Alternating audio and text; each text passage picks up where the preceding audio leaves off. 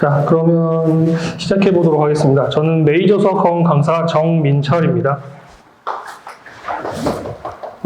우선 저희 학원이 보통 중고등학생 위주라서 초등학생들이 많지는 않은데 그래도 제가 수업을 하다 보니까 이제 초등학생 때부터 어떠한 습관을 가지고 공부를 했으면 좋겠다 해가지고 제가 예비 중학생 대상으로 설명회를 하게 되었습니다. 자, 근데 제목에 나와 있는 것처럼 예비 중일 학생, 학부모님과 학생들의 이제 인식의 변화가 필요할 것 같다라고 제가 필요성 때문에 설명회를 하게 되었고요. 자, 하나씩 좀 얘기를 해보도록 하겠습니다. 자, 우선 구성 자체는 첫 번째는 착각. 보통 예비 중학생 되기 전에 초등학교 5, 6학년 학부모님도 그렇고 학생들도 그렇고 조금 하는 착각들이 있는 것 같아서 그런 것들이 어떤 건지 먼저 말씀을 드릴 거고요. 그 다음 차례대로 초등학생 수업 시간을 어떻게 구성을 해서 진행을 하고 있다. 그 다음에 이제 5, 6학년들은 이러한 커리큘럼으로 했으면 좋겠다. 그러니까 제가 수업하는 방식을 위주로 좀 말씀을 드릴 거고요. 그 다음 수학 공부에 필요한 것 이래가지고 수학 공부를 할 때 필요한 마음가짐이나 이런 것들을 좀 말씀드리고 싶습니다. 일단 첫 번째 예비 중학생에 관한 착각이라고 되어 있는데요. 야, 이쪽으로 앉으세요. 첫 번째 하는 착각들이 뭐냐면 보통 초등 수학을 잘했으니까 중학교 1학년 수학 정도는 곧잘 하겠지. 가장 많이들 하시는 착각입니다. 그러니까 보통 초등학교 6학년 수학이랑 중학교 1학년 수학을 보다 보면은 되게 큰 차이가 없다라고 생각을 하시는데요. 실제로 수학에서의 난이도는 우리가 직선적으로 천천히 증가하는 게 아닙니다. 초등학교 때 같은 경우는 5학년 정도까지는 천천히 증가하다가 5학년, 6학년을 넘어가면서 계산의 난이도나 아니면 문제의 길이나 이런 것들이 조금씩 길어지기 시작을 하는데 그게 갑자기 중학교 1학년이 되면서 아이들이 체감하는 수학의 난이도 자체가 확 올라가게 됩니다. 그래서 그 난이도가 올라간다는 게 애들이 많이 느끼는 게 언제냐면 보통 1차 방정식을 풀기 시작할 때. 그러니까 물론 그 앞 단원, 첫 번째 단원부터 어려워하긴 하지만은 일단은 1차 방정식 풀 때 제일 어려워하긴 합니다. 자, 그 다음에 중학교 때 이제 1차 방정식 적응하고 나서 어찌어찌 하다 보면은 2학년 되고 3학년까지는 그럭저럭 잘 따라옵니다. 근데 문제는 또 3학년 공부를 하다 보면은 3학년의 내용 자체가 고등학교 거랑 좀 연결이 되다 보니까 그때 난이도를 조금씩 어려워진다라고 생각을 하는데 딱 고등학교 입학하는 순간 갑자기 확 어려워진다라고 느낄 수밖에 없게 될 거예요. 그래서 벽을 애들이 수학을 공부하다 보면 벽을 크게 2번 느끼는데 그게 중학교 입학할 때 한 번, 그다음 고등학교 입학할 때 한 번. 그러니까 나눠져 있는 이유가 괜히 있는 게 아닌 것 같아요. 그래서 어쨌든 그때 그 충격을 최소한으로 느끼게 하기 위해서는 어렸을 때부터 어떠한 습관을 가지고 공부해야 된다라고 생각을 하는 겁니다. 자, 그럼 두 번째 하는 착각은 중1 수학인데 뭐가 어렵겠어? 좀 전에 말씀드렸던 것처럼 중1 수학이 생각보다 어렵습니다. 아이들이 느끼기에, 물론 이미 다 배운 어른들이 느끼기에는 크게 어렵지 않은데 아이들이 느끼기에는 생각보다 많이 어렵게 느낍니다. 예시를 보면 지금 보이는 이 문제들은요, 초등학교 6학년 교재에 있는 문제들입니다. 그래서 6학년 교재에서도 가장 높은 난이도에 있는 문제다라고 해서 지금 써져 있는 문제들인데 첫 번째 문제 같은 경우는 단순 연산인데 그냥 소수점 들어와 있다라고 해서 어렵다라고 하는 거고요. 두 번째 문제 같은 경우는 문제가 세 줄이 좀 넘어가죠. 그러다 보니까 애들이 이거를 읽고 해석할 수 있냐 그걸 물어보는 문제라고 생각을 합니다. 근데 솔직히 초등학생, 저희 반에 있는 초등학생들한테도 한번 풀어봐라 라고 하면은 둘에 하나 정도는 처음에 한 번에 읽고 이해를 못해요. 문제를 그냥 한글만 읽어봐도 되는데 이거는 초등학생만의 문제는 아닌 것 같긴 합니다. 초등학생, 중학생, 고등학생 다 똑같아요. 수학을 바라볼 때 아이들이 수학을 공부한다라고 하면은 제일 먼저 보는 거는 숫자죠. 그 다음 문자와 식을 보죠. 그리고 나서 한글을 봅니다. 근데 수학 문제지만 제일 중요한 거는 숫자, 문자, 식이 아니라 한글입니다. 그래서 한글부터 읽어야 되는데 애들이 그걸 안 읽다 보니까 무슨 말인지 몰라요. 이렇게 반응을 하게 되는 거고요. 자, 근데 문제는 이게 중학교 1학년 수학입니다. 되게 길어 보이는데 이게 중학교 1학년 수학이에요. 그래서 첫 번째 같은 경우는 똑같이 연산 문제긴 한데 일단 숫자가 훨씬 지저분하죠. 분수도 나와 있고 소수도 나와 있고 심지어 문자도 나와 있고 아까 말씀드렸던 1차 방정식 문제입니다. 그 다음 밑에 있는 것 같은 경우는 1차 방정식 활용입니다. 활용이 들어가게 되면은 지금 보시는 것처럼 문장 자체가 막 3줄, 4줄 이상 훨씬 넘어가요. 그러다 보니까 애들이 당연히 더 어렵다라고 느낄 수밖에 없는 거고요. 그래서 저희 반 같은 경우는 아이들이 이걸 풀어왔는데 모르겠다라고 얘기를 하면은 저랑 같이 그냥 소리내서 읽어요. 소리내서 읽어보면 그때는 무슨 말인지 알겠다라고 얘기를 하니까. 그래서 가장 중요한 건 일단 읽는다라는 거, 그리고 중일 수학이 생각보다 쉽지 않다라는 거. 그 다음 세 번째 이제 많이들 하시는, 보통 이제 어머님들이 하시는 착각이죠. 다른 애들이 하니까 똑같이 따라서 해야겠다. 예. 그러니까 초등학교 저학년 때까지는, 한 4학년 정도까지는 다른 애들이 하니까 뭐 영어도 다니고 수학도 다니고 뭐 논술도 다니고 이렇게 하는 게 똑같이 하다 보면은 얼추 똑같이 따라가집니다. 근데 중학교 이제 초등학생 고학년부터 시작해서 중학생 고등학생부터는 남들이 한다고 똑같이 따라해봤자 못 따라갑니다. 그러니까 내 애가 어떻게 따라갈 수 있는지, 얼마나 따라갈 수 있는지, 또는 어떠한 방식으로 얘를 가르쳐야 되는 건지 그거를 먼저 파악을 하신 다음에 그 다음에 결정을 하시고 양을 결정을 해서 애한테 시키셔야 됩니다. 뭐 예를 들면 지금 저희 학원 같은 경우는 자기주도 학습이라서 같은 반에 동시에 6명 뭐 이렇게 들어오더라도 아이들이랑 1대1로 수업을 하지만은 또 어떤 학원 같은 경우는 강의식 수업을 하죠. 네, 그런 거는 보통 참여를 잘하는 친구들은 강의식 수업이 맞을 수도 있어요. 근데 오히려 소극적이고 질문을 못하겠다, 또는 나는 자존심이 좀 강해가지고 내가 모르는 거를 표현하는 거, 친구들한테 보이는 게 싫다라고 하는 친구들은 지금처럼 개별적으로 수업을 하는 게 훨씬 더 이득이 될 겁니다. 자, 그래서 다른 아이들이 한다고 똑같이 따라하는 건 그건 아니라고 생각을 합니다. 근데 지금 보시는 게 이제 제가 여기 일부러 좀 지워놨는데, 지워놓은 이유가 다른 학원의 커리큘럼이라고 해서 갖고 온 거다 보니까 나중에 혹시 걸리면 욕먹을까봐 제가 조금 지워놨어요. 자, 근데 이게 강남에서 초등학교 5학년 대상으로 하는 커리큘럼이라고 합니다. 그러니까 기간을 보면은 1월부터 3월까지, 그러니까 겨울방학 3개월 정도 그 동안에 이제 애들을 가르친다라고 하는데, 첫 번째 칸에 보시면 입문이라고 적혀 있는데 교육과정이 화목 이틀, 일주일에 2번 하면서 중학교 1학년 거를 하고 그 다음에 5, 6학년 거는 심화를 한다라고 되어 있고요. 그러면서 금요일에는 중학교 1학년 거부터 고등학교 1학년 거까지 한대요. 3달 동안. 그러니까 12번 수업 안에 고등학교 1학년 거까지, 물론 뭐 대수라고만 써져 있지만은 대수까지 한다는 건 저는 솔직히 저건 말이 안 된다라고 생각을 하거든요. 그러니까 애들한테 강제로 입에다가 떠먹여 줘봤자, 물론 애들은 엄마 나 이거 풀었어, 이렇게 배워왔어 라고 하지만은 그건 정말 그냥 선생님이 푼 거 그대로 흉내내는 것밖에 안 되겠죠. 자, 그래서 저는 이런 방식으로 수업하는 게 과연 애들한테 맞을까 라는 게 좀 의구심입니다. 물론 강남에서 뭐 의대반 이런 거 해가지고 잘하는 친구들은 그렇게 해서 성공하는 케이스도 물론 있지만은, 그렇게 한 아이들이 그러면은 평생 나중에 뭐 100살까지 살 때 있어서 과연 행복하게 본인 거를 누리면서 살 수 있을까라는 좀 의구심이 생겨가지고, 저도 지금 5살짜리 딸이 있지만은 제가 강남에 산다 그래도 저렇게는 절대로 안 시킬 것 같습니다. 자, 그래서 어쨌든 다른 애들이 이렇게 한다라고 해서 똑같이 따라갈 수는 없다라는 게 세 번째 이제 착각이 되겠습니다.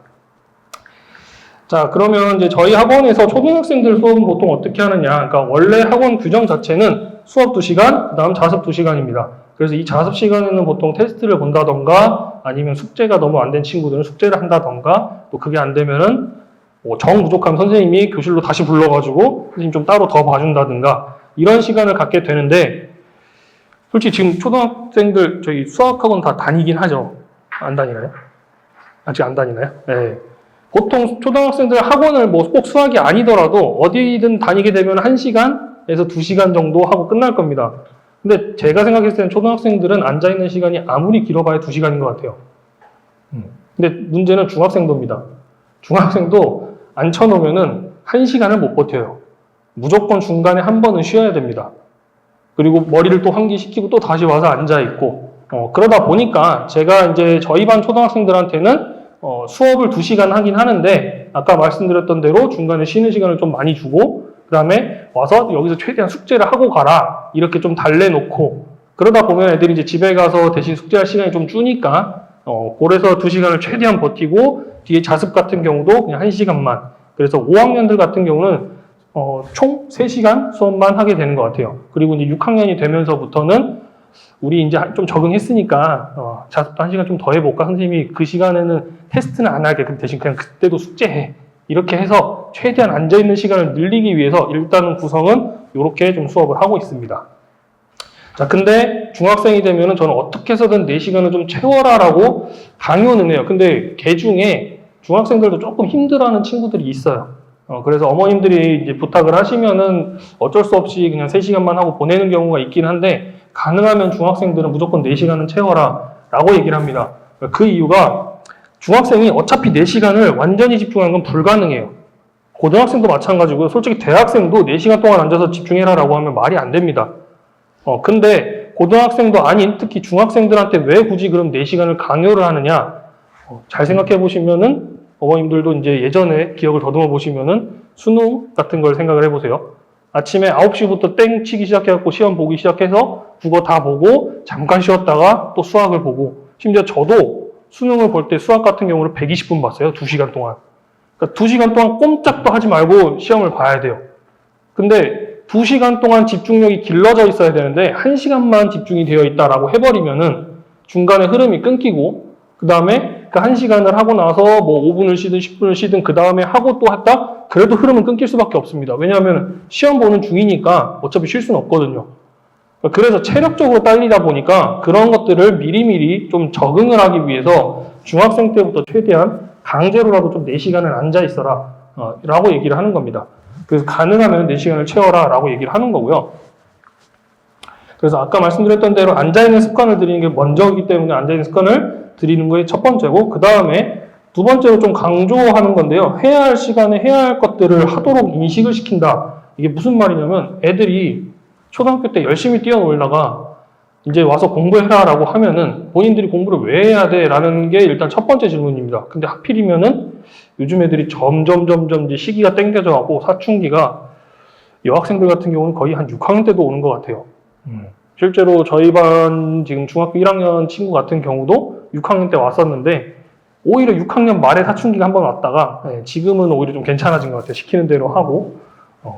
근데 남학생들 같은 경우는 옛날에는 이제 중2병이다라고 해갖고 보통 중2 때 제일 많이 온다라고 하는데, 그것도 사실입니다. 지금도 그래요. 중2들이 사춘기는 제일 세게 맞는 것 같아요. 근데 조금 빠른 친구는 진짜 중1 때부터도 조금 뭐랄까 초등학생 때랑 다른 모습을 많이 보이죠.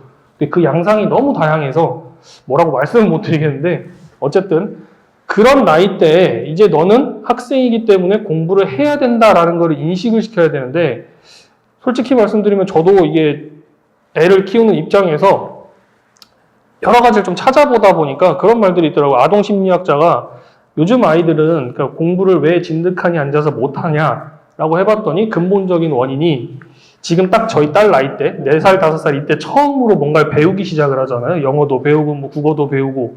근데 그걸 배울 때 와, 이걸 해보니까 별로 안 어렵네? 이러면서 이제 보통 부모님들이 시키기 시작을 하신 거죠. 뭐 알파벳을 외운다든가 숫자를 외운다든가 이런 거 자체를 봐봐 하니까 재밌네? 라고 얘기를 하셨는데, 그게 어렸을 때는 공부라는 것 자체가 어렵지 않으니까 당연히 재밌죠. 새로운 걸 배웠고 나는 반응할 수 있으니까. 근데 솔직히 학년이 올라가고 배우는 게 많아지면 당연히 어려워질 수밖에 없죠. 그러니까 공부는 절대 재밌는 게 아닙니다. 만에 하나라는 말이 있죠. 진짜 10,000명 중에 1명이 그 배우는 거를 재미있어 할까 말까입니다. 그럼 나머지 사람들은 그냥 공부라는 건 어렵고 하기 싫고 힘든 거예요. 그걸 받아들이고 시작을 해야죠.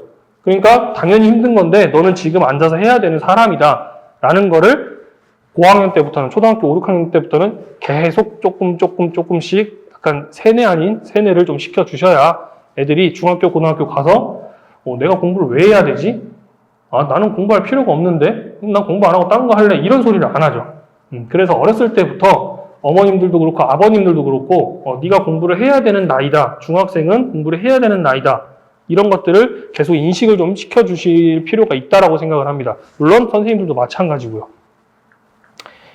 자, 그래서 이제 제가 생각하는 예비중일 커리큘럼인데요. 저기 플러스 이제 저의 경험이라고 써놨는데, 지금 이제 저희 반 친구들 수업할 때도 그렇고 제가 어렸을 때도 어떻게 했는지 그걸 곁들여서 좀 말씀을 드리고 싶어서 써놨습니다. 일단 그걸 말씀을 안 드렸는데 저도 분당 출신입니다. 내정초 나왔고요. 내정중 나왔고 낙생고 졸업해서 여기 토박이기 때문에 저도 이 학군에 사는 아이들이 어떠한 분위기 속에서 엄마의 어떠한 눈치 속에서 압박을 받으며 살고 있을지는 저도 뻔히 알고 있는 거라서 그런 것을 통틀어서 한번 말씀드려 보도록 하겠습니다. 일단 초등학교 5학년 학생들의 커리큘럼은요, 제가 생각하는 건데 저희 반 지금 초등학교 5학년 같은 경우도 딱 처음에 와서 아까 어머님들 말씀하셨던 대로 수학학원 한 번도 다닌 적이 없는, 그래서 그냥 엄마랑 집에서 문제집 정도 풀어본 친구인데 와서 이제 테스트를 봤더니 6학년 거를 엄마랑 풀어보고 왔다. 그것도 한 2번 정도 풀어보고 왔다라고 했는데 좀 많이 틀렸더라고요. 그래서 어떻게 풀었는지 이제 계산하는 걸 좀 봤는데 이게 계산이 좀 중구난방으로 되어 있는 거예요. 그러니까 체계적으로 써서 푸는 게 아니라 그냥 감으로. 아까 같은 이 말 문제 같은 경우도 대충 이걸 이렇게 나눈 것 같아. 그냥 그러고 다 풀어놨더라고요. 그러니까 정확히 푼 게 아니기 때문에 일단 5학년은 5, 6학년 거부터 똑바로. 그래서 5학년 때부터 너무 급하게 생각을 해서 막 중학교 거를 지금부터 시작해야 된다. 이런 게 아니라 그냥 5, 6학년 거를 개념만 정확히 알게.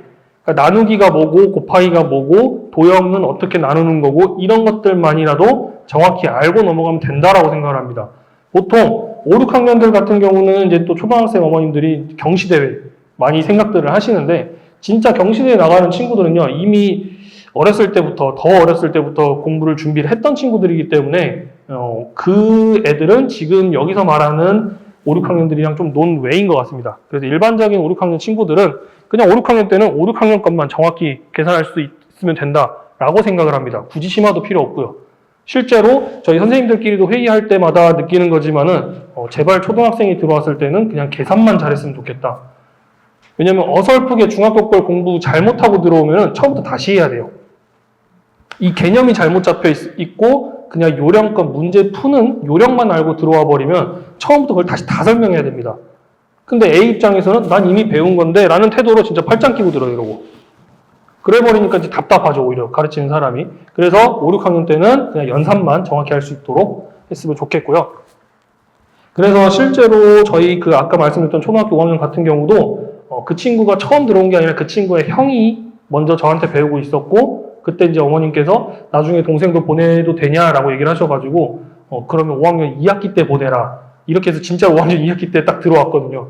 근데 지금 5학년 2학기 지금 시작하고 몇 개월 지나지도 않았는데 숙제 곧 꼬박꼬박 잘 해오고 해가지고 지금 솔직히 그 친구는 어저께 딱 중학교 1학년 책 처음 펼쳤어요. 물론 중학교 1학년 책은 훨씬 천천히 나갈 거긴 하지만은 어쨌든 5, 6학년 거를 그때 벌써 끝내버린 거죠. 이 몇 개월 동안. 그렇기 때문에 굳이 미리 하고 올 필요도 없고요. 그냥 와서 그때 맞게 일단 5, 6학년 거 하고 그리고 2학기 때에도 늦지 않는다라는 게 먼저 말씀드리고 싶은 거고요. 그리고 나서 이제 6학년이 되고 나면은 본격적으로 중학교 과정을 이제 공부를 해보기 시작하죠. 왜냐면은 아까 말씀드렸던 대로 중학교 1학년 게 생각보다 어렵다라고 느끼기 때문에 6학년 때부터 조금씩 해보고 본인이 어렵다라고 생각하면은 다시 하고 아까 말씀드렸던 활용 같은 경우는 진짜 좀 심한 친구들은 저랑 한 2달 동안 그 활용 문제만 푼 것 같아요. 제가 갖고 있는 문제집에 있는 활용들은 다 뽑아내서 그걸 다 풀었어요. 저랑 같이 하나하나씩 읽고 식 다 써가면서. 근데 그렇게 하고 중학교 2학년 올라가니까 확실히 활용 문제는 그다음부터는 안 틀리더라고요. 네, 그렇기 때문에 이때부터 중학교 1학년 과정을 시작을 할 건데 1학년 거 하고 있다라고 해서 그럼 초등학교 거 안 하냐? 아니, 그건 아니고요. 6학년 것도 계속 테스트로 복습을 할 겁니다. 왜냐하면 학교에서 다른 평가 보잖아요. 그때도 모르는 거 나 이거 배웠는데 까먹었다 이렇게 얘기를 하면 안 되기 때문에 그래서 테스트 시간에 간혹 가다가 6학년 과정으로 테스트를 한 번씩 볼 거고요. 자, 그 다음에 이제 중학교 1학년 1단원 같은 경우가 소인수분해, 최대공약수, 최소공배수 이렇게 되어 있는데 그러니까 중학교 1학년 수학을 어렵다라고 느끼는 이유가 딱 첫 번째 단원이 하필이면 저거여서요. 그러니까 최대공약수, 최소공배수라는 개념은 초등학교 때 배웠는데 중학교 때 와서 새로 배우는 이유가 저 소인수분해 때문입니다. 근데 소인수분해를 왜 해야 되는지도 모르겠고 이걸 왜 나누는지도 모르겠고 그 다음 아까처럼 긴 문장의 글을 읽었을 때 이거를 최대공약수를 구하라는 거야 최소공배수를 구하라는 거야 애들이 그 판단을 못합니다. 그렇기 때문에 처음에 배울 때 1단원부터 이미 어려워해요. 근데 어찌어찌 해가지고 꾸역꾸역 해서 1단원을 많이 풀어보고 이제 저랑 자 이런 건 나누는 거야 이런 건 곱하는 거야 이러면서 넘어가서 그 다음 단원으로 넘어가면은 2단원이 이제 계산하는 거예요. 단항식 다항식. 그래서 문자를 처음 배우고 뭐 x 숫자는 문자 앞에 쓰는 거다. 그 다음에 더할 때 이렇게 더하는 거다. 이런 거 배우고 났더니 그 다음에 배우는 게 지금 두 번째 보이는 1차 방정식을 배우는 건데 1차 방정식을 배우고 나면은 분명히 그 앞에 문자 다루는 것까지는 그렇게 어렵지 않은데 방정식을 구해라. x의 값이 뭔지를 구해라 라고 하면은 이제 애들이 흔히 말하는 환장하는 거죠. 왜냐면 그러니까 식을 그동안 다루는 것 자체를 그냥 더하기만 하면 끝냈는데 기껏 열심히 다 더해놨더니 그걸 또 다시 다 풀어갖고 x를 구하래요. 그러니까 애들 입장에서는 과정 자체가 하나가 는 게 아니라 두 개, 세 개가 한꺼번에 늘어나 버린 거기 때문에 1차 방정식 연산 자체를 어려워합니다. 그리고 연산을 할 때 그 규칙들 자체도 다항식, 단항식 그 배울 때 딱 그 짧은 기간에 배운 게 다기 때문에 충분한 연습이 안 되어 있는 상태인 거죠. 자, 그러다 보니까 방정식 할 때 좀 어려워하는데 이거는 방법이 없어요. 부딪혀 봐야 돼요. 부딪혀서 틀리면은 틀린 대로 이게 왜 틀렸는지 선생님이랑 얘기해보고 아 그럼 이런 규칙으로 다시 한번 해보자. 그 연습을 계속 반복해야 됩니다. 그러다 보면은 연산 자체는 더 이상 어려운 게 아니에요. 근데 열심히 그렇게 해서 1차 방정식 다 풀고 나면 그 다음에 하는 게 뭐다? 활용이죠. 아까 말씀드렸던 것처럼 진짜 긴 친구들은 2달 내내 한 적도 있어요. 근데 다행히도 그 친구도 끝까지 버텼고 저도 계속 우리 하나하나씩 다 해보자 이렇게 해서 모든 유형을 다 풀어보고 다 직접 써보고 하다 보니까 나중에 중학교 2학년 됐을 때 그 활용의 개념이 그대로 똑같이 중학교 2학년 시험에도 똑같이 나오거든요. 단지 이제 단원이 부등식이나 연립방정식 이렇게 바뀌는 것 뿐이지 활용의 내용은 똑같기 때문에 1학년 때 잘 해놔야 2학년, 3학년 올라갔을 때 그 활용 부분을 어렵지 않게 하고 넘어갈 수가 있게 됩니다. 근데 여기서 그냥 대충 하고 여기 너무 어려운 거니까 그냥 넘어가자 이러고 넘어가 버리면 2학년, 3학년 시험 볼 때마다 어려워해요. 그래서 1학년 때부터 좀 시간이 걸리더라도 확실하게 하고 넘어가는 거를 저는 강력하게 애들한테 권하고 있습니다. 자, 그 다음 이제 1학년 2학기 같은 경우는 처음부터 완벽하게 할 필요가 없습니다. 1학년 2학기가 대부분이 다 도형이에요. 도형인데 자, 중학교 1학년 2학기 도형 같은 경우는 뭔가 응용 문제를 많이 푼다든가 그런 게 아니라 기본 도형을 얘기하기 때문에 다 외워야 돼요. 근데 그걸 외우고 지금 6학년 때부터 너 이거 외워라고 해놓고 당연히 한 2달만 지나면 다 까먹겠죠. 그럼 그때 가서 너 시험 봤는데 또 까먹었네 이러는 게 아니라 그냥 처음에는 이런 게 있다 정도만 하고 나중에 1학년 올라가서 시험 볼 때 그때 복습해도 늦지 않습니다. 이미 기본적인 도형은 다 머릿속에 있는 애들이기 때문에 그거에서 암기한 것만 다시 한번 되살릴 수 있게 그건 시험 때 가서 해도 늦지 않기 때문에 2학기 과정을 조금 천천히 해도 될 것 같다라고 말씀을 드린 겁니다. 자, 그리고 이제 중학교 1학년이 되게 되면은 중학교 1학년 때부터는 당연히 중학교 1학년 거는 계속 복습은 해야겠죠. 학교에서 수행평가도 보고 어떤 학교 같은 경우는 뭐 이렇게 단원평가를 보는 학교도 있고 안 보는 학교도 있지만은 일단은 그거는 학교마다 다르기 때문에 어쨌든 중학교 1학년 과정을 계속 복습은 해야 됩니다. 아무리 2학년, 3학년 거를 나가더라도요. 왜냐하면은 아직은 어쨌든 1학년이기 때문에 금방금방 까먹습니다. 그리고 수학이라는 과목이 생각보다 휘발성이 되게 강해요. 그래서 너무 빨리 나가버리면 앞에 걸 다 잊어버립니다. 자, 그래서 1학년 거는 계속 테스트로 복습을 시키고 있고요. 그 다음 차례대로 2학년 과정, 3학년 과정 이렇게 나가게 되는데 뭐지? 2학년, 3학년 과정을 하더라도 연산 연습 많이 하고요. 도형도 응용 문제를 정말 많이 풀어볼 것이라고 써놨는데요. 그 이유가 뭐냐면 중학교 때 2학년, 3학년 때 물론 많이 푸는 게 중요한 게 아니라 정확히 푸는 게 중요하다라고 해서 정말 문제를 많이 안 풀리다 보면은 그 연산 실력이 기본이 안 되어 있다 보니까 고등학교 갔을 때 시험을 푸는 속도가 나질 않습니다. 그래서 중학교 때 같이 좀 문제가 덜 어려울 때 그리고 계산을 많이 할 수 있을 때 그때 계산 연습 많이 해보는 거예요. 그럼 시험 대비할 때 보통 학원에서도 문제 굉장히 많이 줄 겁니다. 선생님들이 숙제를. 그때 그거 최대한 무조건 다 풀게 하는 거예요. 그리고 나서 도형 같은 경우는 어떤 애들이 갖다 놔도 수학을 정말 그 머리가 엄청 뛰어난 친구가 아닌 이상해야 도형은 다 어려워합니다. 그럼 도형이 어려운 이유는 그림을 내가 봤던 그림이 아니기 때문에 어려운 거예요. 그러니까 정말 다양한 문제를 좀 풀어보면서 도형은 이렇게도 변형을 시킬 수 있는 거다라는 거를 좀 많이 익숙하게 만들어 놔야 마찬가지로 고등학교 갔을 때 도형 문제가 나오게 되면은 그림을 이렇게 바꿔서도 풀 수 있는 거구나 해석을 돌려서 할 수 있는 겁니다. 그러니까 지금 초등학교 6학년 때부터 고등학교 2학년 때까지 지금 저랑 하고 있는 친구가 있는데 그 친구랑 또 비슷하게 중학교 2학년 때부터 지금 고2 때까지 같이 하는 친구인데 두 친구의 차이점이 뭐냐면 그 초6 때 했던 친구는 도형을 정말 재밌어 했어요. 매번 틀리는데 재밌대요, 그래도. 그러면서 저한테 와서 다 물어봐요. 진짜 제가 그만 좀 물어봐도 되지 않을까라고 할 정도로 다 물어보는데 그랬던 친구니까 확실히 고등학교 때 수학을 하는데 다른 애들은 진짜 그냥 전공법으로 이렇게 풀어라라고 하면 이렇게만 풀려고 하니까 식도 길어지고 계산도 길어지고 하는데 얘는 그 도형이 자기 머릿속에서 마음대로 되는 거예요. 그러니까 딴 애들은 이렇게 푸는 거를 자기는 이렇게 갖고 와가지고 그냥 계산을 되게 쉽게 만들어서 풀어버리는 애죠. 그러니까 확실히 어렸을 때 도형을 많이 접해본 친구들이 나중에 고등학교 가면 수학을 훨씬 더 쉽게 합니다. 그래서 도형은 어렵다 하더라도 다 물어봐도 괜찮으니까 그냥 선생님한테 가서 다 물어보라고 하시면 돼요. 그래서 꼭 많이 풀어보게 하라는 거. 자, 그 다음에 또 걱정하시는 게 이제 지금 중학생들부터는 이제 서술형 비율을 높인다. 라고 얘기가 나와서 서술형 위주의 시험이 나온다. 그러면 굳이 막 연산 속도가 빠를 필요는 없는 거 아니냐? 라고 얘기하시는 분들이 계신데 수학을 잘하는 친구들의 공통점을 보면요. 굉장히 푸는 속도가 빨라요. 암산 속도가 빨라요.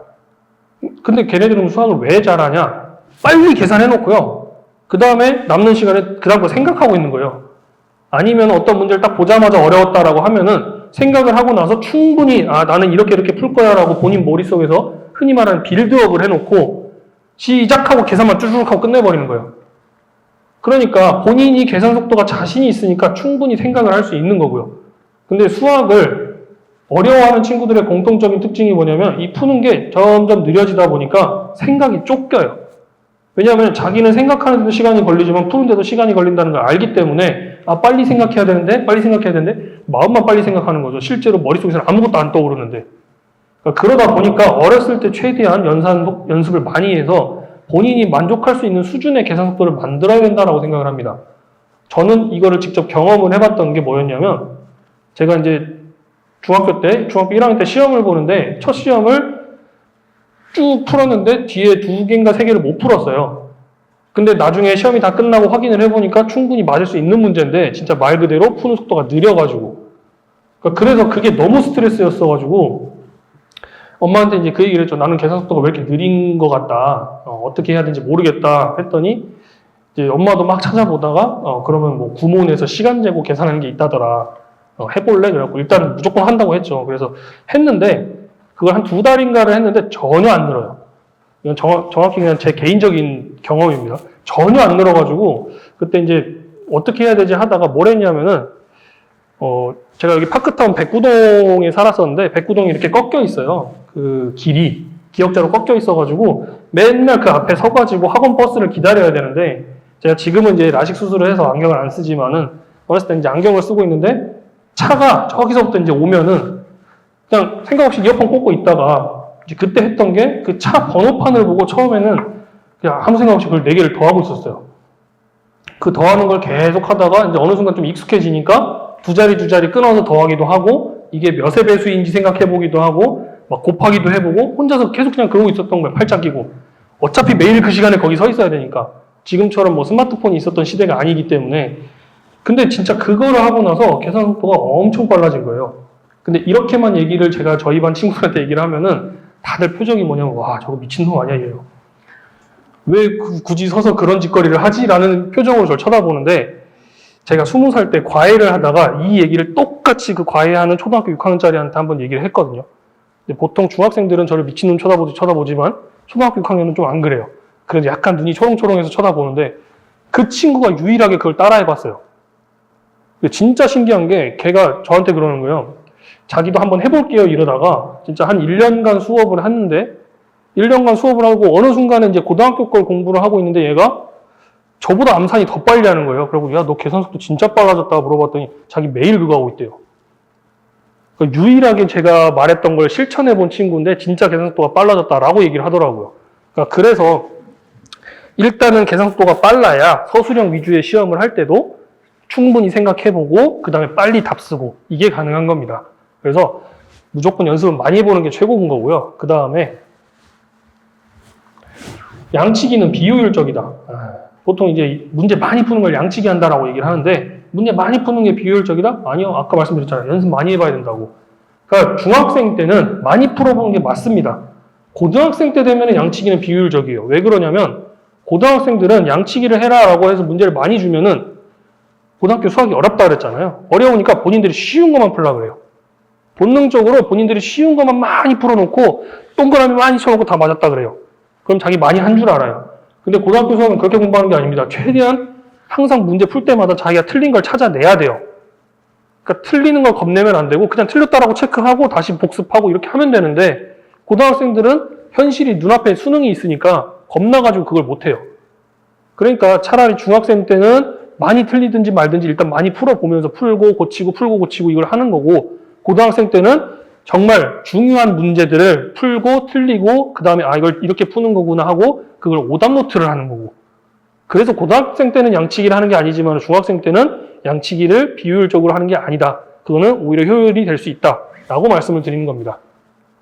자, 그리고 중학교 1학년 때는 제가 저희 반 친구들한테 정말 강조하고 저희 반 어머님들한테도 강조하는 건데, 중학교 1학년이면요 그냥 중학교 것만 해도 된다. 그러니까 솔직히 말씀드리면 저희 반 친구들은 그렇게 하지만은 다른 선생님들 반에는 가끔 중학교 1학년인데도 고등학교 수학을 하는 친구들이 있어요.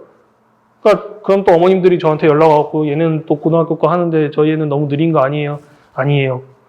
저는 그냥 아니에요라고만 말하면 어머님은 그냥 걱정만 하시잖아요. 설득도 안 되고. 그럼 시험 한번 봐봐요. 중학교 2학년, 3학년 거 시험지 하나 주고 너 풀어봐. 그리고 그거 그대로 엄마 갖다 줘. 그럼 당연히 틀린 게 있잖아요. 봐봐요, 어머님 아직 안 돼요. 그래서 중학교 것만 완벽하게 할 수 있으면 됩니다. 그리고 제가 왜 특히 중학교 1학년들이 굳이 고등학교 1학년 수학을 할 필요가 없다라고 말씀을 드리냐면, 말을 이해를 못해요. 그러니까 어휘력 자체가 중학교 1학년은 이제 초등학교 갓 벗어난 애들이라서 어휘력 자체가 딸려요. 그러니까 고등학교 책을 갖다 놓으면 다 한자어로 되어 있고 막 이렇게 되어 있는데 이해를 못해요. 확실히 문장 자체도 고등학교 수준으로 길게 되면 애들이 이해를 못하고요. 그러다 보니까 중학교 1학년 때는 중학교 것만 제대로 해도 된다라고 말씀을 드리는 겁니다. 이거는 제 경험에서 나온 겁니다. 제가 직접 저희 엄마가 저 분당에 처음에 5학년 때 이사 오고 나서 5학년, 6학년 한 번도 선행을 시킨 적이 없어요. 그 당시에 정자동에 있는 왕수학을 다녔었는데 선행을 한 게 아니라 그냥 초등학교 것만 계속 풀리는 거예요. 그리고 나서 중학교 입학을 했는데 중학교 1학년 때 그 선생님이 정말 열심히 매일매일 이렇게 때려 넣는 거예요. 중학교 1학년, 2학년, 3학년 수학을. 그래서 1년 동안에 3년치를 한꺼번에 한 거죠. 그것만. 근데 그때도 충분히 고등학교 걸 나갈 수 있는 시간이 있었는데 선생님이 안 나가더라고요. 그 선생님이. 그래갖고 왜 안 나가냐 이렇게 물어보면 저희 엄마가 물어봤더니 그럴 필요 없다. 얘는 중학교 2학년 때부터 해도 충분하다. 그래서 진짜 중학교 2학년이 올라갈 때 처음으로 고등학교 1학년 걸 보기 시작을 한 거죠. 그렇기 때문에 그때 가서 해도 늦지 않기 때문에 제가 말씀을 드리는 거고요. 그래서 말씀드린 대로 중학교 2학년 때 고등학교 수학을 시작을 하는 겁니다. 실제로 저희 반도 보통 중학교 2학년이 되면은 고등학교 수학을 시작을 하는데, 아까 말씀드렸던 그 고2에도 초등학교 6학년 때부터 했던 고2 그 친구도 저번에 서영고에서 전교 2등하고 막 이랬어요, 수학이. 지금 잘하고 있는 친구고, 이번에 카이스트 같은 경우도 조기 졸업 그거 하는 거 기준이 돼가지고 지금 원서를 써놓긴 했는데 합격을 할지 안 할지 모르겠지만 일단 그 원서를 쓸 수 있을 만큼의 실력은 된다는 거니까. 자, 근데 그 친구도 마찬가지입니다. 중2 때부터 고등학교 거 수학 시작했어요. 늦지 않습니다. 그래서 중2 때부터 시작하고, 그리고 대신에 중요한 거는 고등학교 수학을 준비한다라고 해서 이제부터는 고등학교 수학만 하는 게 아니라 항상 중학교 2학년들은 학교 내신 공부 열심히 해라 라고 얘기를 합니다. 왜냐하면 옆에 써져 있는 것처럼 본인의 단점을 파악하고 보완을 해야 돼요. 그러니까 중학교 1학년 때부터는 왜 그러면 안 하느냐? 중학교 1학년은 1학기 때 시험이 없죠. 2학기 때 같은 경우도 현재로서는 시험을 한 번 봅니다. 기말고사 때. 그렇기 때문에 시험을 보는 그 횟수 자체가 적으니까 1학년은 어차피 연습이 안 돼요. 근데 2학년 같은 경우는 중간기말 다 보고 있죠. 시험도 연습을 해야 그 다음에 잘 보는 겁니다. 그렇기 때문에 지금부터는 이제 내신 공부를 하는 연습을 해야 됩니다. 즉, 한 달 동안에 빡세게 국어, 영어, 수학 뭐 이런 것들 다 통틀어가지고 집중적으로 그 범위만 집중적으로 공부하는 그런 시간을 가져봐야 돼요. 근데 또 이렇게 얘기를 했더니 지금 중학교 2학년 처음 올라와서 시험을 본 친구가 5과목을 시험을 보는데 그 일주일을 정확히 5개로 5등분을 해가지고 자기 시간대를, 그래서 국어, 수학, 영어, 사회, 과학을 정확히 5등분한 만큼만 공부를 하더라고요. 근데 그러고 나서 시험 결과를 어떻게 됐냐? 잘 본 것도 있죠. 근데 못 본 것도 있죠. 왜 그러냐? 본인이 뭘 잘하고 뭘 못하는지 아직은 모를 나이입니다. 그렇기 때문에 그냥 똑같이 일단 해본 거예요. 시도를. 근데 시도를 해서 이제 그럼 그 다음 시험이 됐으면은 그 다음부터는 뭘 해야 되냐? 내가 똑같이 했더니 예를 들어서 수학이 좀 안 나왔다. 그럼 수학의 비중을 높여야죠. 근데 나는 국어는 좀 더 편하겠다. 그럼 국어를 낮추면 되죠. 즉 시간 조절을 하는 것들을 배워야 됩니다. 근데 이거를 백날 옆에서 엄마가 아무리 얘기해봤자 못 느껴요. 엄마나 선생님이 해줄 수 있는 얘기는 너 국어는 잘하잖아. 그러니까 국어 시간 조금 줄여. 대신에 못하면 수학 좀 더 해. 라고 얘기만 해주는 거죠. 그러면 본인이 느끼고 아 조절을 해야겠구나 라고 생각을 하게 되는 거죠.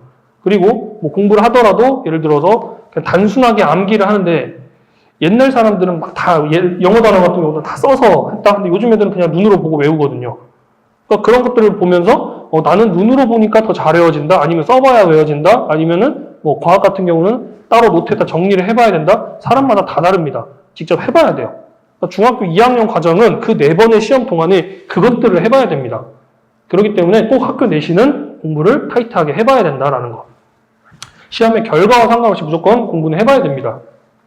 자, 그리고 그 와중에 틈틈이 고등학교 수학을 공부를 하는 거죠. 왜? 시험 기간은 뭐 예를 들어서 3월에 개학을 하고 시험을 본다라고 하면 첫 중간고사는 보통은 이제 4월 말이죠. 4월 말, 5월 초인데 그러면은 2달이 비어 있잖아요. 3월, 4월.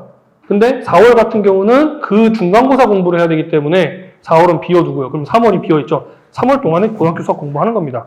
이렇게 항상 시험 중간중간에는 한 달씩 텀이 있기 때문에 그때 타이트하게 수업을 나가는 거예요.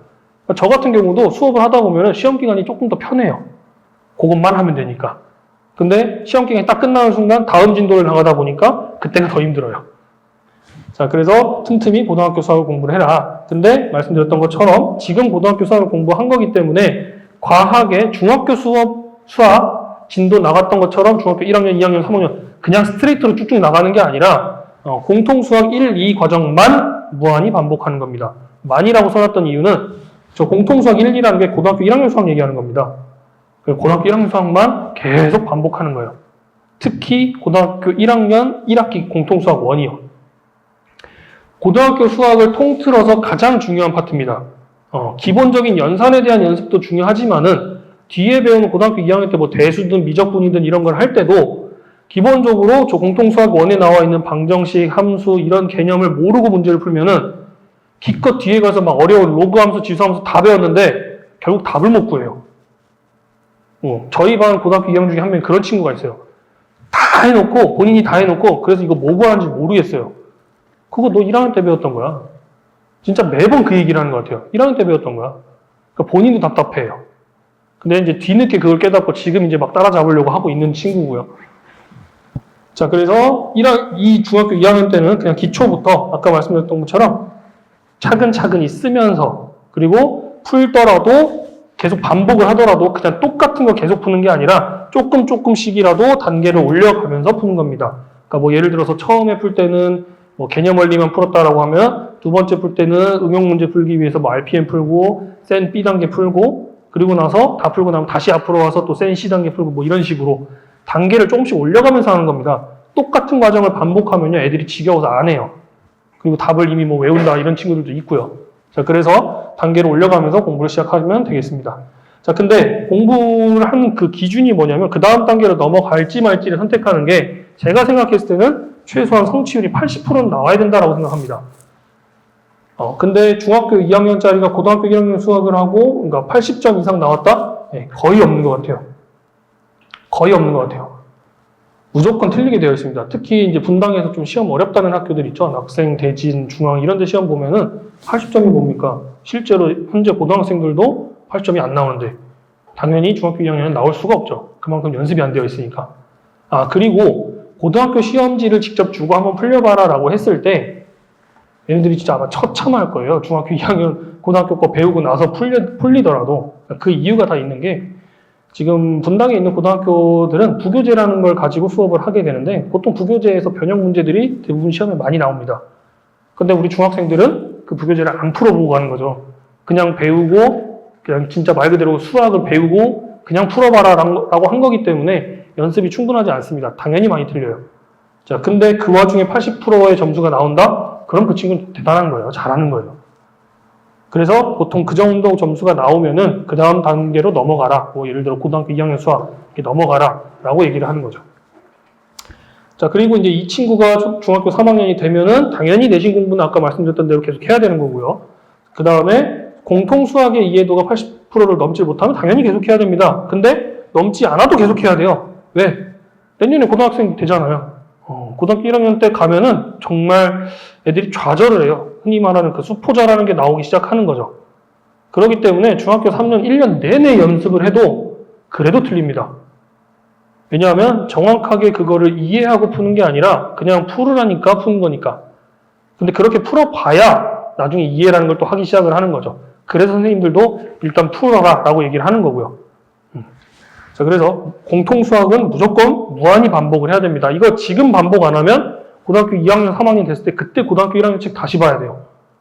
아까 말씀드렸던 저희 반 친구가 지금 그러고 있는 거고요. 자, 그리고 가능하면은 대수 정도까지 보기를 이렇게 써놨는데 필수는 아니라고 써놨죠. 대수라는 게 고등학교 2학년 1학기 때 배우는 과정인데 새로운 함수들이 너무 많이 나와요. 그러니까 지수함수, 로그함수, 삼각함수 애들이 어려워할 만한 건 다 나와요. 수열 뭐 이런 것들. 그러니까 생소하다 보니까 고등학교 1학년 수학을 아무리 잘해도 어려워해요. 실제로 다 배운 친구들한테도 물어보면은 뭘 처음 배울 때 제일 어려웠냐라고 하면 다 대수라고 얘기를 합니다. 그래서 대수는 좀 생소하기 때문에 가능하면은 보고 가는 거지. 근데 그렇다고 안 보고 간다고 크게 문제되는 건 없습니다. 고등학교 1학년 때 방학을 이용해서 충분히 할 수 있는 거기 때문에 그때 해도 됩니다. 가능하면 한 번이라도 더 보고 가면 익숙할 거니까 그때 연습을 시키면 될 것 같습니다. 자, 그러면 초등학교 5학년은 그렇게 했는데 그럼 6학년, 만약에 5학년은 이미 지나갔다. 그럼 6학년이면 어떻게 공부를 시켜야 되냐? 똑같아요. 다를 거 없습니다. 6학년이니까 최소한 5학년 건 안 봐도 되겠죠. 그럼 6학년이면 일단 6학년 거부터 똑바로 하면 되겠죠. 그리고 나서 똑같이 중학교 1학년 거, 고등학교 1학년 거 하면 됩니다. 일단은 6학년 거 빠르게 보고요. 그리고 나서 중학교 거 1학년 거 보면서 6학년 거는 테스트로도 복습하면 되는 거고요. 초등학교 수학은 아까 말씀드렸던 것처럼 굳이 심화를 할 필요가 없기 때문에 정확히 개념만 이해를 했다라고 하면은 그 다음 거 나가면서 계속 테스트로 보면서 복습을 하면 됩니다. 자, 그래서 아까 말씀드렸던 대로 써놓은 거고요. 그리고 중학교 1학년 과정이 메인이 돼야 된다라고 말씀드린 거고요. 자, 그러면 이제 그 다음 파트인 공부에 꼭 필요한 것. 근데 아까 제가 처음에 시작할 때 그 목차를 써놨을 때 수학 공부에 필요한 것이라고 써놨었는데요. 지금은 일단 그냥 공부에 필요한 거를 말씀드려 보도록 하겠습니다. 자, 메타인지. 메타인지라는 말 많이 들어보셨죠? 그죠? 요새 막 뉴스나 이런 데도 많이 나오고 하니까. 메타인지가 자신의 인지 과정을 객관적으로 인지하는 능력. 좀 어려운 말이긴 하죠. 그러니까 쉽게 말하면 아는 것과 알지 못하는 것을 구분하는 능력이라고 얘기를 합니다. 그래서 메타인지가 뛰어난 사람이 공부를 잘한다, 성공을 한다 이렇게 얘기를 하죠. 왜? 본인이 잘하는 것과 못하는 것을 정확히 구분할 수 있기 때문에 못하는 것을 해결해 나가는 과정에서 짧게 해소를 하고 넘어가니까. 그래서 메타인지가 중요하다라고 얘기를 하는 건데 이게 중요한 거 맞습니다. 근데 제가 생각했을 때는 메타인지도 중요하지만 더 중요한 건 이거라고 생각해요. 자신이 모르는 것을 인정해야 됩니다. 그러니까 자신이 모르는 걸 인정한다는 게 무슨 말이냐면 애들이 본인이 분명히 이건 모르는 건데 모르니까 와서 배우는 건데 그걸 인정을 하질 않아요. 그걸 인정을 안 하니까 굳이 나는 이 어려운 걸 왜 해야 되지? 계속 이 얘기만 해요. 그리고 또 이제 지금 제가 쭉 말씀드렸던 과정 자체가 선행을 어쨌든 조금씩은 해야 된다라는 걸 말씀을 드린 건데 중학교 2학년 남학생들이 공통적으로 저한테 제일 많이 하는 질문이 그거예요. 이거 왜 해야 돼요? 일단 첫 번째 질문은 수학을 왜 해야 돼요? 두 번째 질문은 예를 들어 중2 친구인데 중3 거를 가르치고 있었다라고 하면 굳이 중3 거를 지금 왜 해야 돼요? 안 해도 되지. 안 해도 되는데 네가 나중에 힘들지 않기 위해서 지금 하는 거야. 일단 중3 거는 그렇게 얘기를 하죠. 근데 첫 번째로 수학을 왜 해야 돼요? 이렇게 물어보면은 가끔 좀 말문이 막힐 때가 있어요. 수학을 왜 해야 돼요? 왜냐하면 애들이 이제 그러면 논리를 가지고 오죠. 우리 엄마한테 물어보면 엄마가 못해요. 엄마는 못해도 어쨌든 잘 살고 있는데 나는 왜 해야 돼요? 그치. 실제로 살다 보면은 더하기 빼기만 할 줄 알면 되는 거고 어디 가서 사기만 안 당하면 되는 거니까 이 수학은 필요가 없다. 이렇게 생각을 하는데 저는 이제 애들한테 설득을 할 때 뭐라고 얘기를 하냐면 수학은 숫자 노름하는 계산기를 너네를 계산기로 만들기 위해서 시키는 게 아니다. 단지 지금은 너네들한테 논리력을 입히기 위해서 숫자를 이용하는 것뿐이지. 그러니까 수학은 생각하는 사람이 되라고 하는 거다. 그러니까 지금처럼 생각을 하는 건 잘하는 거다. 근데 더 생각을 깊게 해보려면은 공부를 해봐야 된다. 라고 얘기를 하죠. 그러니까 수학이라는 학문 자체가 계산을 하기 위해서 하는 학문 자체가 아닙니다. 논리력을 키우기 위해서 하는 과목이지. 그래서 나중에 컸을 때 확실히 수학을 어렸을 때 점수와 상관없이 그냥 열심히 수학이 재밌어서 하는 친구들이 간혹 있어요. 근데 막상 시험을 봐보면 시험은 못 봐요. 왜냐면 그 친구들은 호기심이 너무 많거든요. 그래서 계속 새길로 빠져요. 그래서 시험은 못 보지만은 굉장히 수학 자체의 그 원론적인 거에 궁금해하는 친구들이 많은데 그런 친구들이 크면은 뭐든 해요. 저도 제가 지금 가장 첫 번째 가르쳤던 친구들은 이미 대학생이 되고 졸업한 친구들도 있기 때문에 그런 친구들을 보다 보니까 걔네들이 항상 어렸을 때 되게 특이한 질문들을 많이 하던 친구들이에요. 그러니까 근본적인 질문들. 1 더하기 1은 왜 2예요? 이런 질문들을 하는 친구들. 그러니까 그런 친구들은 고민을 많이 한다는 얘기고 생각을 많이 한다는 얘기인데 그런 친구들이 결국 나중에 성공합니다.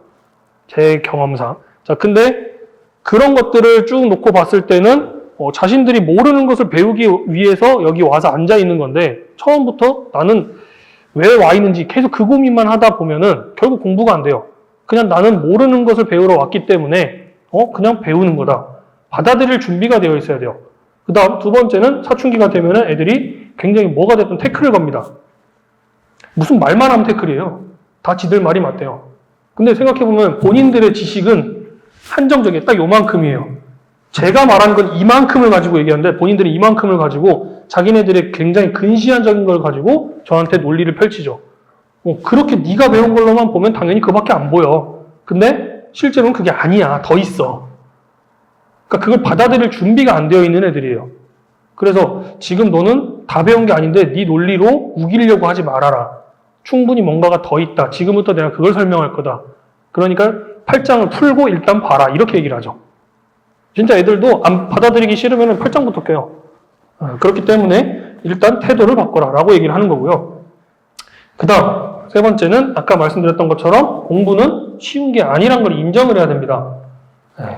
제발 오늘부터 집에 가셔서 공부는 재미있는 거야. 새로운 거 배웠으니까 봐봐. 시험 잘 봤지? 기분 좋지? 이런 말 하지 마세요. 공부 재미있는 거 아닙니다. 쉬운 거 아니고요. 어려운 거예요. 오히려 이만큼 어려운 걸 네가 해냈네? 잘했다. 이게 돼야지. 봐봐. 흥미를 붙이고 하니까 잘 되잖아. 잘 맞잖아. 이게 아닙니다. 걔는 한 번도 흥미를 붙이고 해본 적이 없는 애들이에요. 애들은. 그냥 엄마가 하라 그러니까 학원 갔다 오거나 학교에서 시험 본 겁니다. 그렇기 때문에 공부는 쉬운 게 아니라는 걸 제발 인식을 좀 시켜주세요. 그래야 고등학교 때도 어려운 거를 하면서 당연히 이건 어려운 거고 나는 이 시간을 견뎌야 돼 라는 마음가짐으로 공부를 시작을 하는 겁니다. 그래서 제가 생각하는 공부에 꼭 필요한 세 가지는 이렇게 말씀을 드리고 싶어요. 자, 그리고 마지막으로 이제 성취감과 보상. 성취감이라는 거는 본인이 뭔가를 해냈을 때 얻는 거죠. 그리고 보상이라는 거는 내가 그걸 해냈을 때 누군가가 나한테 해주는 거고요. 솔직히 지금 계시는 여기 어머님들 자녀들은 즉 초등학생들이기 때문에 성취감을 느끼는 건 말이 안 됩니다. 걔네들은 성취감을 느끼기 위해서 공부를 하는 게 아니라요. 보상을 받기 위해서 공부를 하는 겁니다. 그러니까 그 보상이 특별하게 뭔가를 받는 게 아니더라도 그냥 엄마가 웃는 표정 하나, 엄마의 칭찬 한마디, 그게 보상이에요, 애들한테는. 그러니까 어렸을 때는 보상을 받기 위해서 하는 건데 어느 순간 위에 말씀드렸던 요 세 가지가 충족이 되면은 고등학생이 됐다는 얘기고요. 그러면 그때부터 성취감 때문에 공부를 하는 겁니다. 저도 어렸을 때는 100점 맞아오면 엄마가 칭찬해 주니까 그러면서 공부를 했던 건데 고등학생이 되니까 그때부터 공부하는 이유가 옆에 있는 놈한테 지지 않기 위해서. 제가 이제 낙생고 나왔다고 아까 말씀드렸는데 낙생고가 대학을 잘 보내기 시작한 게 저희 학년이 졸업하면서부터예요. 제 친구들이 연고대만 60명 갔습니다. 그만큼 그때 빡세게 시켰는데 그러니까 당연히 경쟁이 치열했겠죠. 오로지 목표는 하나였어요. 쟤를 이겨야 내가 이 자리에 남아있다. 그러니까 단순하게 내가 뭐 공부를 열심히 해가지고 학문적인 성취를 한다 이게 아니라 그냥 얘 이기려고. 왜? 얘만 이기면 나는 어느 등수가 되니까. 그런 성취감 때문에 공부하는 거는 고등학생은 돼야 된다고 생각을 합니다. 근데 그 전까지 아직 어린 친구들은 충분한 보상이 이루어져야 돼요. 근데 가능하면 아까 말씀드렸던 대로 공부는 쉬운 거야. 그러면서 그런 거에 대한 보상이 아니라 어려운 건데 네가 잘 해냈으니까 그러니까 난 보상을 해주는 거야. 이렇게 돼야 된다는 얘기죠. 그 보상의 수위는 솔직히 가정마다 다르기 때문에 제가 왈가왈부는 못하겠지만은 그거는 아버님과 같이 잘 상의를 한번 해보시고요. 자, 그러면 수학 공부에 필요한 것은 뭐냐? 어쨌든 수학학원이니까 수학 공부에 필요한 것을 말씀을 드려보면 정확한 개념을 이해해야죠. 문제를 푸는데 그냥 대충 이런 건 이런 거야 라고 해놓고 문제 쭉 같이 풀어보자 해놓고 이런 문제 이렇게 푸는 거야가 아니라 문제를 풀기 전에 이 개념이 뭐고 이 뜻은 뭐고 그래서 이렇게 증명을 하는 거다 라는 개념부터 먼저 정확히 들어와야 됩니다. 근데 솔직히 가르치는 입장에서는 문제 풀어주는 게 훨씬 편해요. 문제 풀어주고 이런 문제는 이렇게 푸는 거야 하면 애들이 밑에 거 쭉 맞히거든요. 저도 그게 편한 건 아는데 결국 나중에 그러면 애들이 얻는 게 없기 때문에 저는 거꾸로 가는 거예요, 무조건. 개념부터 설명해 놓고요. 자, 네가 풀어와봐.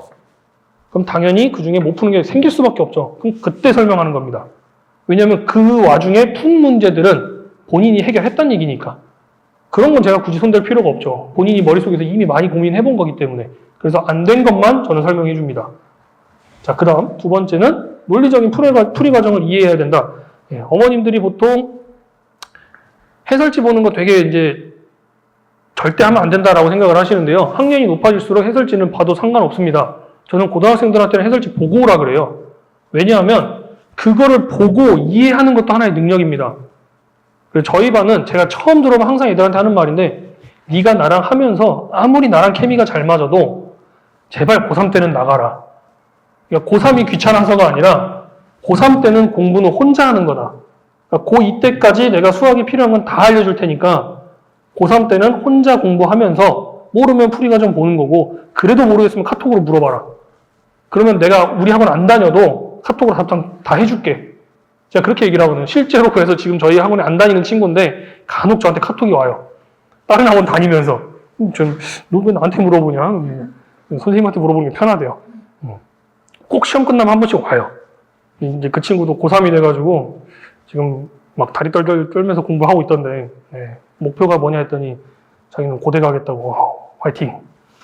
제발 좀 내 후배가 한번 돼봐라. 전 고대 나왔거든요. 제발 좀 내 후배가 돼봐라. 자기 후배 되면 뭐 사줄 거냐고. 일단 되고 얘기하자고. 자, 어쨌든 간에 그 정도 수준이 되면은 그 친구들은 제가 풀이 과정을 글로만 써서 찍어서 보내줘도 다 이해합니다. 그렇기 때문에 보고 이해하는 것도 하나의 능력이 돼야 됩니다. 자, 그래서 보는 게 무조건 나쁜 것만은 아니라는 거. 근데 물론 이따 뒤에서 말씀드리겠지만은 저학년은 좀 아닙니다. 자, 그 다음 세 번째는 제일 많이 하는 거죠. 오답 복습하는 거. 오답 노트 써라. 혹시 여기 어머님들 중에 저희 학원 그 설명회 영상 보신 분 계실까요? 저희 학원 영상이 유튜브에 많이 올라와 있거든요. 그래서 블로그 타고 이게 링크 보시면은 있을 텐데 그 중에 제 거 영상을 좀 보다 보시면 제가 어렸을 때 하던 오답 노트를 어떻게 했는지를 보여드린 영상이 있어요. 저는 그걸 아직도 가지고 있습니다. 왜냐면 제가 좀 나이 차이가 많이 나는 동생이 있었는데 그 친구한테 그걸 줬고 그게 이제 그 친구 갖고 있다가 저한테 다시 줘가지고 계속 보관이 되고 있었던 거죠. 자, 어쨌든 오답 복습하는 거는 수학에서는 필수입니다. 필수. 근데 그걸 노트를 써서 공부를 해라? 솔직히 초등학생, 중학생들한테는 좀 말이 안 맞는 것 같아요. 오답 노트를 만드는 목적 자체는 푼 거를 어차피 틀린 거기 때문에 그리고 모르는 거기 때문에 풀이 과정을 정확히 정리를 해보고 나중에 또 봐야 됩니다. 또 보고 해야 돼요. 근데 중학생들은 그렇게 못해요. 진득하니 앉아서 또 봐라 그럼 못해요. 그래서 아까 말씀드렸던 양치기를 하는 겁니다. 똑같은 문제가 또 나오게. 그럼 풀 거니까. 그러니까 그렇게 시키는 겁니다. 근데 고등학생이 되면 전 오답 노트는 꼭 하라 그래요. 저도 학교 다닐 때 시험 기간 동안에 이제 시험 준비를 한다라고 하면은 처음에 한 3주 정도는 많이 풀어봐요. 많이 풀면서 오답 노트로 다 만들어 보고요. 근데 그랬다가 마지막 일주일 동안에는 아무것도 안 풀어요. 마지막 일주일은 그것만 봅니다. 실제로 수능 보기 전에도 일주일 동안에는 그 오답 노트만 봤어요. 그거를 3번, 4번 계속 보는 겁니다. 그래도 또 틀려요. 최소한 오답은 4번은 해야 돼요, 4번. 그래야 내 머릿속에 완전히 박혀요. 그 4번을 하는 기간이나 과정 같은 경우도 제가 다른 영상에서 해놨기 때문에 그거는 이제 그때 가서 한번 보시고요. 지금 어쨌든 오답 복습 중요하죠. 자, 근데 이 3가지는 이제 아마 꼭 제가 아니더라도 많이 들어보셨을 내용인데 제가 가장 강조하는 건요, 이거예요. 스스로 해결해보고자 하는 마음가짐이요. 이거는 제가 진짜 요즘 매년 학생들이 학년이 올라가고 또 새로운 학생이 들어오고 이렇게 하다가 항상 느끼는 건데 시간이 지날수록 요즘 친구들은요, 스스로 뭔가를 해보려는 마음가짐이 없어지고 있어요. 스스로. 그러니까 학원도 당연히 스스로 오는 건 아니지만 억지로 오는 거긴 하지만 근데 왔으면은 스스로 문제를 해결해 보려고 해야 되는데 그냥 모른대요. 문제를 어제 같은 경우도 중학교 1학년 친구인데 문제가 이렇게 있는데 팔짱 딱 끼고 딱 읽더니 모르겠어요. 선생님 저 질문해도 돼요? 뭔데? 이거 읽어봤는데 모르겠어요. 갖고 와봐. 아무것도 안 써져 있는 거예요. 네가 뭘 해보고 뭘 모르겠다고 해야 되는데 왜 아무것도 없어? 그랬더니 그냥 봤는데 모르겠대요. 그래 그럼 한번 해보자. 그래서 저랑 같이 읽었거든요. 진짜 4줄짜리 문제였는데 2줄 저랑 제가 소리내서 읽었더니 아 그러고 갔어요. 그러니까 스스로 해결해볼 마음가짐이 없는 거예요. 처음부터. 그러니까 정말 막 열심히 풀어봤는데 나 모르겠다 그러고 갖고 온 친구들은 그게 아무리 쉬운 문제여도 저는 그냥 다 설명해 줍니다. 근데 아무것도 안 하고 온 친구들은 야 다시 가. 다시 해와. 너 오늘 그거 다 할 때까지 못 가. 똑바로 읽고 와. 제가 제일 많이 하는 말이에요. 가장 중요한 거는 수학 문제를 풀 때는 본인이 해결해 볼 생각을 해야 되는데 그 마음가짐이 없어요. 내가 처음 본 문제는 나는 모르는 문제고요. 모르니까 물어봐야 돼요. 이렇게 생각해요. 근데 애들이 되게 곡해를 하는 것 같아요. 어머님들이 보통 학원 가기 전에 아니면 새로운 학원을 갔을 때 이제 애들한테 얘기를 하죠. 모르면 선생님한테 물어봐. 맞죠. 모르면 당연히 물어봐야죠. 근데 그렇다고 모든 걸 물어보라는 건 아닌데 애들은 그거를 그냥 모르겠으면 무조건 물어봐. 이렇게 해석을 하는 거예요. 그러니까 항상 강조해야 되는 게 너 스스로 해결할 때까지 해보고 그러고 물어보라고. 그래서 가장 중요한 게 숙제를 하고 오답을 집에서 해오는 거죠. 그래야 정확히 모르는 게 뭔지가 체크가 되어 있을 거고 그럼 오자마자 물어볼 수 있잖아요. 근데 또 애들이 안 해오죠. 숙제를 다 안 한다든가 채점을 안 한다든가 오답을 안 한다든가 셋 중에 뭐 하나라도 안 되어 있으면 오자마자 못 물어보잖아요. 그러면은 그날 다 못 물어보고 하는 거예요 또. 그래서 제일 강조하는 게 제발 숙제를 좀 해갖고 와라. 내가 오답까지는 안 바랄게. 오답은 와서 좀 하자. 근데 제발 다 풀고 채점만은 좀 해와라. 제발 강조하는 겁니다. 근데 어쨌든 간에 애들의 마음가짐 자체가 스스로 해결해 보려는 게 있어야 그 다음에 수학이라는 게 머릿속에 들어가기 시작을 하는 겁니다. 그리고 제가 이걸 특히 강조하는 이유가 뭔가 꼭 수학이 아니어도 본인이 뭔가 해결할 마음이 있어야 예를 들어 내가 수학은 그래도 잘하는데 국어를 못해. 그럼 국어 공부를 더 하겠죠, 본인이. 영어를 못해, 영어 공부를 하겠죠. 그리고 하다못해 집에서도 뭐 자기 책상에서 뭐가 불편해. 그럼 본인이 해결하면 되잖아요. 본인 책상인데. 근데 엄마 불러갖고 엄마 이거 이상해. 이거 안 돼. 본인이 해결할 생각을 먼저 해야죠. 제가 이 얘기를 왜 이렇게 강력하게 말씀을 드리냐면 제가 아까 말씀드렸던 제 동생이 남동생 하나 있는데 나이 차이가 11살 나요. 제가 초등학교 5학년 때 태어난 애라서 걔가 중학교 때, 고등학교 때 수학을 전부 다 저한테 배웠습니다. 근데 저는 첫째고 걔는 이제 막내고 근데 나이 차이도 많이 나고 늦둥이다 보니까 당연히 어머님, 아버님이 이제 오냐오냐 좀 키우셨죠. 근데 저도 늦둥이 동생이다 보니까 이쁘죠. 그래서 제가 제일 잘못했다라고 지금도 느끼는 게 초등학교, 중학교, 고등학교 때 얘가 예를 들어서 학교에서 무슨 체험학습을 간다라고 하면은 제가 차로 다 태워다 줬어요. 그냥 본인이 버스 타고 가면 되는데 다 태워다 줬어요. 제가 지금 제일 후회하는 겁니다. 본인이 해결할 생각을 안 해요. 그러니까 지금도 저한테 뭔가를 물어볼 때 형 이거 어떻게 해야 돼? 맨날 물어봐요. 네가 해야지. 네 나이가 몇 갠데 군대까지 갔다 온 놈이 그걸 나한테 또 물어보냐? 이런 얘기를 했어요. 제가 진짜 작년까지만 해도 이 얘기를 하다가 이제 본인이 이제 졸업반이 되면서 뭐 학교 그런 연구실 생활 때문에 이제 자취를 해보겠다 그래서 엄마는 걱정이 태산이었는데 내보내라고. 죽이 되든 밥이 되든 가서 뭐 굶어 죽더라도 내보내라고. 그래갖고 진짜 내보냈거든요. 그러니까 달라지는 첫 번째가 뭐냐면 한 달에 한 번 정도 집에 오는데 집에 와가지고 그 엄마가 먹으려고 쌓아놨던 그런 음식들 있잖아요. 냉동실에 얼려놨던 거나 뭐 사놨던 거나 다 챙겨가요. 예전 같았으면 절대 그런 거 안 챙겨가거든요. 뭐 김치부터 시작해서 다 가져간대요. 그러니까 제가 엄마한테 했던 말이죠. 보라고 지가 먹고 살려면 뭐든 하지 않냐고. 예. 그러니까 제가 동생을 보면서 많이 느끼는 거예요. 그러니까 어렸을 때부터 스스로 좀 해결할 수 있게 어떤 거 좀 놔두셔야 된다. 근데 그게 첫 번째가 일단 공부할 때부터. 그래서 너 스스로가 해결해라. 그러니까 저는 계속 푸시를 하는 거죠. 그렇다고 정말 끝까지 냅두는 건 아니고 이제 갖고 와봐. 안 되면 갖고 와 또 나랑 하자. 이렇게 하긴 하는데 일단은 항상 첫 번째는 네가 먼저 한번 해봐. 뭐라도 써갖고 와봐. 틀려도 상관없어. 뭐라도 써갖고 와봐. 일단 거기서부터 시작한다. 일단 수학을 공부를 잘하는 방법은 처음에 무조건 스스로 해결하려는 마음가짐부터 가져야 된다라고 생각을 합니다. 그게 지금 5, 6학년 때부터 시작을 해야 된다라고 말씀을 드리는 거고요. 자, 그래서 이제 마지막을 향해서 가고 있는데요. 당부드리고 싶은 말씀을 이제 하나씩 해보겠습니다. 자, 이건 저도 했던 착각인데요. 중학생이 되면 공부는 도움을 받죠. 예, 학원에 와서 선생님한테 배운다든가 아니면 뭐 과외를 한다든가 누군가한테 도움을 받을 수 있어요. 아직은 어리니까. 근데 저는 불과 3, 4년 전까지만 해도 이제 중학생이 됐으니까 채점은 스스로 하는 거다. 그리고 틀린 것도 네가 네 눈으로 봐야지 된다.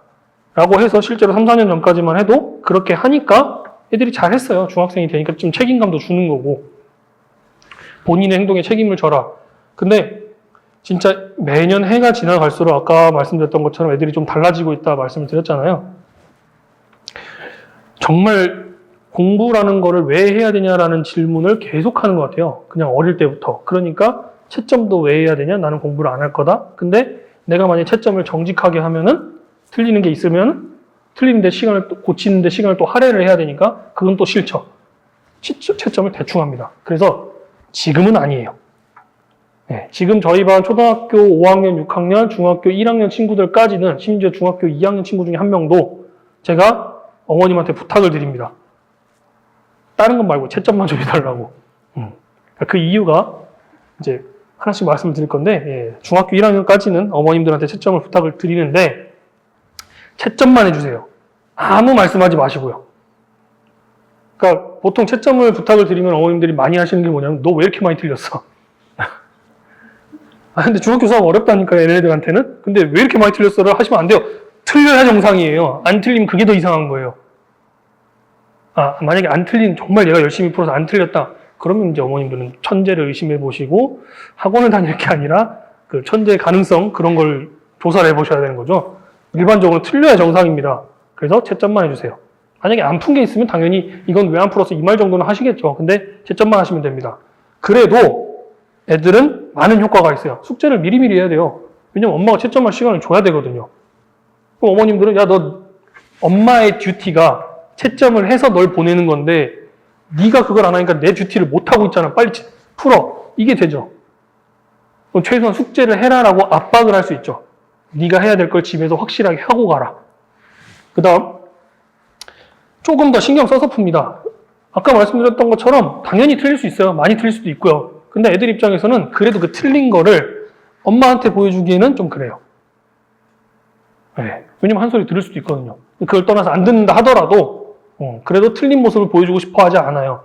얘네들이 채점을 진짜 흔히 말하는 비양심적으로 그냥 틀린 것도 맞았다라고 하는 이유 중에 하나가 엄마한테 틀린 거를 보이고 싶지 않은 게 진짜 많이 애들한테 작용을 합니다. 그러니까 애들은 부모님들한테는 잘하는 걸 보여주고 싶은 거예요. 왜냐하면 애들이 되게 아무것도 모를 것 같죠. 다 알아요. 부모님들이 열심히 일하셔서 돈 벌어가지고 그 돈으로 학원 보내주는 거잖아요. 다 알아요. 그러니까 그 돈값을 해야 된다라고 생각을 해요. 근데 그 돈값이 애들이 느끼기에는 잘 맞는 거라고 생각을 하는 거죠. 그러니까 그걸 이제 그렇게 좀 비양심적으로 하게 되는 거죠. 자, 그래서 일단은 그래도 채점을 어머님이 해주시면 조금이라도 더 신경 써서 풉니다. 그러면 확실히 틀린 게 조금 줄어요. 그래서 저희 반 같은 경우도 그렇게 채점을 본인한테 맡겼다가 이제 어머님한테 부탁을 드리고 나서 많이 바뀐 게 뭐냐면 첫 번째는 숙제를 조금씩 덜 해와요. 왜냐하면 본인이 신경 써서 풀다 보니까 시간이 너무 오래 걸리거든요. 좀 더 고민하고 좀 더 풀다 보니까. 저는 그건 괜찮아요. 대신 푼 건 정확히 이게 자기가 최선을 다해서 풀었으니까. 그렇게 풀어도 상관없습니다. 자, 그 다음. 좋지 않은 습관을 막을 수 있습니다. 좋지 않은 습관이라는 게 아까 말씀드렸던 것처럼 틀렸는데 슬쩍 맞았다고 해놓고 넘어가거나 그 다음 그게 아니면은 이제 그 다음 애들이 많이 보이는 습관이 옆에 답을 펼쳐놓고 하는 거죠. 답을 펼쳐놓고 자기는 안 봤대요. 옆에 있으니까 안 봤대요. 풀고 채점 이렇게 하는 거죠. 안 봤대요. 물론 진짜 안 봤을 수도 있죠. 근데 사람이라는 게 원래 유혹에는 쉽게 넘어가는 거잖아요. 그렇기 때문에 펼쳐놓고 하는 게 굉장히 수학에는 안 좋습니다. 그래서 그런 습관들을 일단 막을 수 있죠. 왜냐면 답지를 엄마가 갖고 있으니까. 그 다음에 또 많이 하는 습관 중에 하나가 펼치지 말라 그래가지고 어떻게 하냐면 풀고, 열고, 덮어. 열고, 덮고. 이거 계속 하는 거예요. 제가 제일 싫어하는 거예요. 차라리 그럴 거면 그냥 펼쳐놓고 하라고. 왜 그러냐면은 하나 풀고 하나 채점하고 하나 풀고 하나 채점하고 이게 정말 안 좋은 게요. 본인이 맞았다고 확신이 안 되면 그 다음 문제를 안 넘어간다는 얘기잖아요. 이거를 풀고 나서 그 다음 거 해설을 보고 만약에 틀렸으면 해설을 보고 다시 풀고 그 다음에 넘어가는 거잖아요. 근데 시험 볼 때 채점할 수 있나요? 시험 볼 때 채점 못 하죠. 자기가 맞았는지 안 맞았는지 확신이 안 되니까 그 다음 문제를 못 넘어가는 거예요. 시간이 한정적인데 빨리빨리 그 다음 걸 풀어야 되는데 얘가 맞았든 안 맞았든 답이 뭔가가 나왔으면은 해결해놓고 넘어가야 되는데 못 넘어가요, 본인이. 그러니까 시간이 부족하다고 말하는 친구들의 정말 한 80%는 그런 이유예요. 어렸을 때부터 그게 습관이 돼 있어가지고. 근데 그 습관이 정말 고치기 힘듭니다. 고등학생이 돼도 정말 고치기 힘들어요.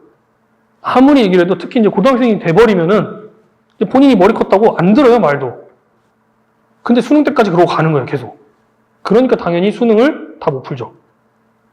심지어 수능은 30문제를 100분 동안 보는데도 시간이 부족하대요. 수능 과목 중에 시간 제일 길게 주는데도. 물론 맞아요.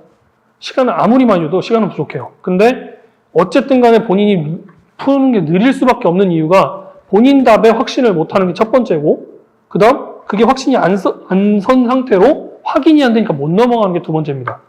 근데 그게 어렸을 때 이 습관 때문에 시작이 되는 거고요.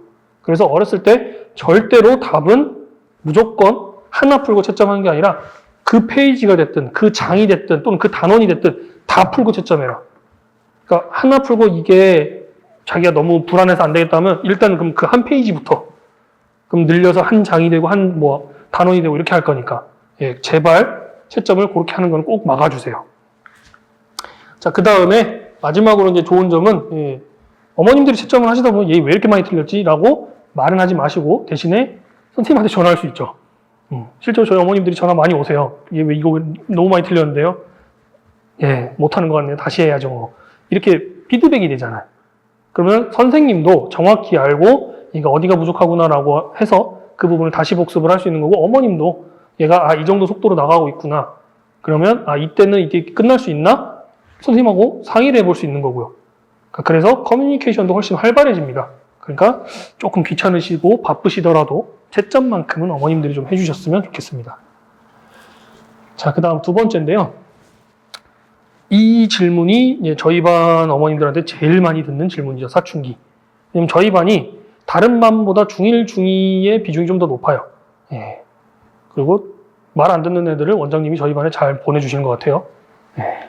왜냐면 제가 정색하고 혼을 낼 때가 좀 있어가지고 어쨌든 그 사춘기 애들이 많이 들어오는데 지금은 애들이 문제가 아니라요. 여기 써놨죠. 부모님의 선택이라고. 부모님의 선택, 공부를 선택할 거냐? 아니면 현재 행복을 선택할 거냐? 보통 공부라는 거를 미래의 행복이다라고 표현들을 많이 하시죠. 근데 왜 선택을 하라고 말씀을 드렸냐면 저나 부모님 세대 같은 경우는 그때의 부모님들을 한번 경험을 해보세요. 뭐 지금 네가 행복하든지 말든지 일단 공부해 이거 아니었어요? 네가 나중에 밥 먹고 살려면 공부해야지 이러면서 공부시켰잖아요. 근데 요즘 어머님들은 이제 여러 가지를 보다 보니까 요즘 애들이 행복을 현재에서부터 느껴야 된다라고 해가지고 공부를 지금부터는 그렇게까지는 안 시켜도 되겠다. 조금 널널하게 시키면 되지 않냐. 그리고 뭐 굳이 선행이 필요하냐. 이런 어머님도 실제로 계세요.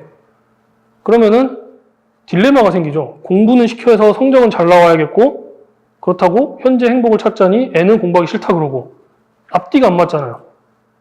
그러니까 어머님들이 되게 딜레마에 빠져 계세요. 그래서 어떻게 해야 되냐고. 근데 그거는 제가 어떻게 해줄 수 있는 방법이 없습니다. 부모님이 선택하셔야 돼요. 얘를 지금을 그냥 행복하게 지금 자유롭게 놀게 할지 그래서 행복하게 크게 할지 아니면은 지금 좀 스트레스 받더라도 나중을 위해서 키우게 될지 저는 그래서 부모님한테 선택하라고 합니다. 이건 제가 선택할 수 있는 게 아니니까요.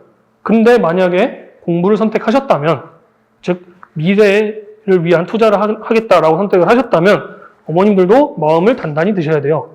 지금 얘가 사춘기 때 와가지고 죽는 소리 한다고 그거 다 받아주시면 안 됩니다. 특히 사춘기가 되면요. 여학생들은 조금 덜한 것 같기는 해요. 근데 여학생들은 뭐 집에서는 엄마한테 어떻게 짜증을 낼지 모르겠지만은 최소한 학원 와서는 멍하니 있더라도 반항을 하진 않아요. 그냥 안 하고 갈 뿐이지, 시간만 때우고. 근데 남학생들은 애초에 문 열고 나오질 않아요, 집에서. 그냥 들어 누워 있어요. 그래서 어머님이 저한테 전화가 와요. 얘가 누워서 안 나가요. 어떻게 해요? 뭐 어떻게 해요? 제가 가서 잡아올 수도 없는 거고.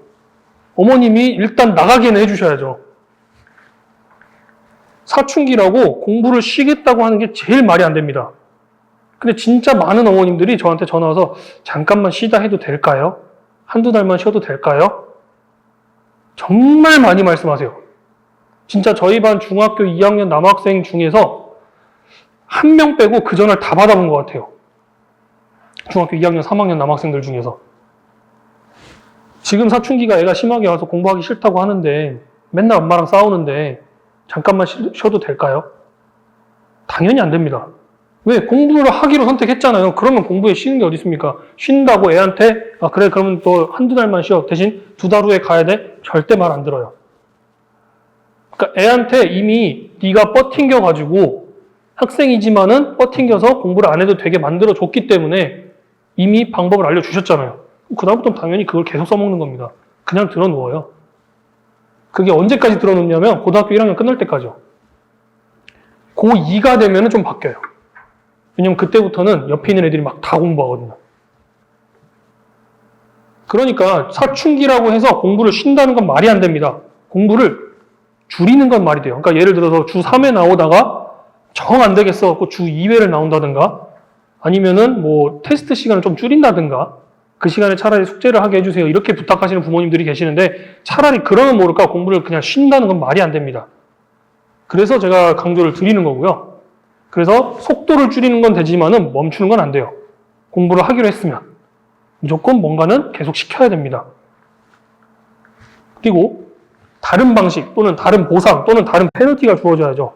지금 여기다가 밑줄을 진하게 친 이유가 있는데 다른 방식이라는 거는 예를 들어서 애가 어떤 학원을 다니는데 하기 싫대요.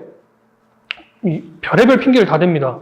뭐 선생님이 안 맞아서 같은 반에 누가 들어왔는데 시끄러워서 말이 싫다. 또는 뭐 같은 반이 아니지만은 옆 반에 자기가 학교에서 싸운 애가 와서 싫다. 별 얘기를 다 해요. 아 그러면은 공부를 쉬는 건 안 돼. 다른 학원 가. 방법을 바꾸더라도 공부는 시켜야 되는 겁니다. 그 다음 다른 보상.